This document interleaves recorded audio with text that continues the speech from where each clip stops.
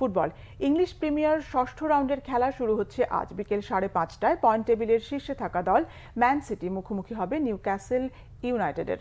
রাত 8টায় আর্সেনাল লড়বে লেস্টারের বিপক্ষে। একই সময় চেলসি খেলবে ব্রাইটন অ্যান্ড হোভের বিপক্ষে।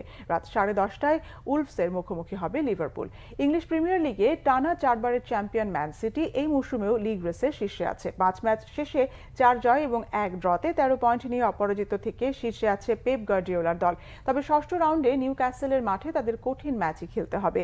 লিগ রেসে 5 ম্যাচে 10 পয়েন্ট নিয়ে ষষ্ঠ স্থানে থাকলেও খুব পিছিয়ে নেই নিউক্যাসল। ম্যান সিটির চেয়ে 1 পয়েন্ট পিছিয়ে লিগে দ্বিতীয় স্থানে আছে লিভারপুল। শনিবার এই রাউন্ডে তারাও খেলবে অ্যাওয়ে ম্যাচ। তবে অল রেডদের প্রতিপক্ষ উলভারহ্যাম্পটন 5 ম্যাচে 1 পয়েন্ট নিয়ে সবার নিচে থাকায় কিছুটা রিলিফ থাকবে লিভারপুল। 5 ম্যাচে 11 পয়েন্ট নিয়ে চতুর্থ স্থানে থাকা আর্সেনাল হোম ম্যাচে মুখোমুখি হবে লেস্টার সিটির বিপক্ষে। 5 ম্যাচে 3 পয়েন্ট নিয়ে লেস্টার আছে 15তম স্থানে। এই রাউন্ডে চেলসিকেও কঠিন প্রতিপক্ষ ব্রাইটন অ্যান্ড হোভের বিপক্ষে লড়তে হবে। 5 ম্যাচে 10 পয়েন্ট নিয়ে লিগে 5ম স্থানে চেলসি। অন্যদিকে সমান ম্যাচ খেলে 1 পয়েন্ট পিছিয়ে থেকে 7ম স্থানে আছে ব্রাইটন।